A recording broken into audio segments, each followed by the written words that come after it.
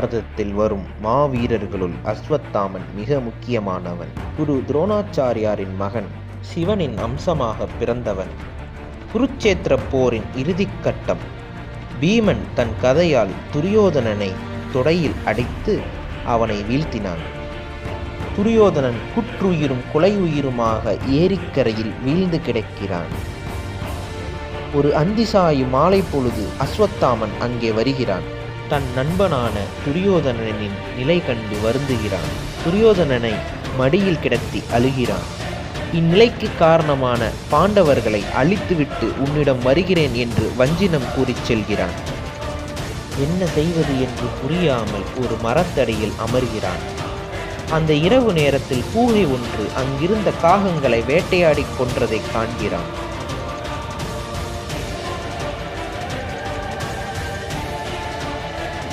அக்கூகையைப் போல் அவனும் அந்த நள்ளிரவில் பாண்டவர்களின் பாசறைக்குள் நுழைகிறான். அஸ்வத்தாமன் அங்கு வருவான் என்பதை முன்கூட்டியே தன் ஞானத்தால் அறிந்த கிருஷ்ணன் பாண்டவர்களை பாசறையில் இருந்து வேறு இடத்திற்கு அழைத்துச் சென்று விடுகிறான்.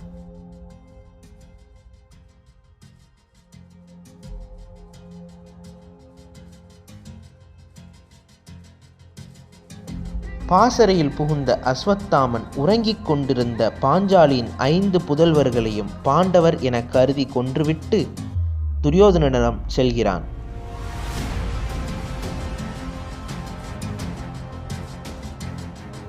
பாண்டவர் 5 கொன்றுவிட்டதாக கூறுகிறான். இச்செய்தி கேட்டு துரியோதனன் நிம்மதியாக உயிர் விடுகிறான். இது மகாபாரதத்தில் வரும் ஒரு கதை. ஆனால் அந்த அஸ்வத்தாமனை போல் பகைவரின் பாசறைக்கே சென்று 6 படைத்தளபதிகளை கொன்ற ஒரு தமிழ் மறவனை பற்றி நாம் அறிந்துள்ளோமா?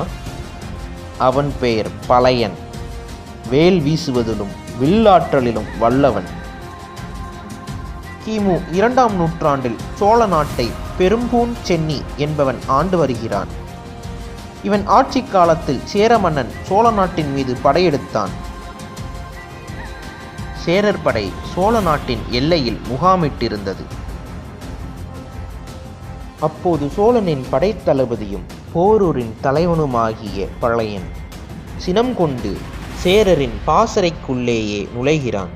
அங்கு சேரனுக்கு துணையாக வந்த நன்னன், எற்றை, அத்தி, கங்கன், கட்டி, குன்றுரை என்ற 6 சிற்றரசர்களையும் போர் செய்து பாசறையிலேயே கொள்கிறான்.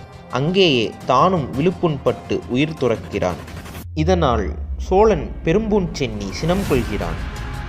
தன் தளபதி பழையனின் இறப்புக்கு காரணமான கழுமலத்தின் அரசன் கணையனை போரில் வென்று சிறைபிடித்துச் செல்கிறான். இவ்வீர வரலாற்று நிகழ்வை அகநானூற்றின் 44வது பாடலின் வாயிலாக அறிந்து கொள்ளலாம்.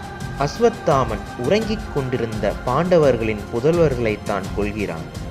ஆனால் போரூர் பழையனோ 6 குறுநில மன்னர்களையும் போர் செய்தே கொள்கிறான். அஸ்வத்தாமன் பற்றிய செய்தி மகாபாரதத்தில் வரும் ஓர் கிளைக்கதையே, அவ்வளவுதான். ஆனால் பழையனின் வீரமோ மெய்சிலிருக்கச் செய்யும் ஓர் வீர வரலாறு. வாழ்க தமிழரின் வீரம், வெல்க தமிழரின் இனமானம். இந்த வீடியோ உங்களுக்கு பிடிச்சிருந்துச்சுன்னா மறக்காமல் லைக் பண்ணுங்கள், ஷேர் பண்ணுங்கள், சப்ஸ்கிரைப் பண்ணுங்கள், பெல் ஐக்கானை கிளிக் பண்ணி சேனல் நோட்டிஃபிகேஷனை உடனுக்குடன் தெரிந்து கொள்ளுங்கள்.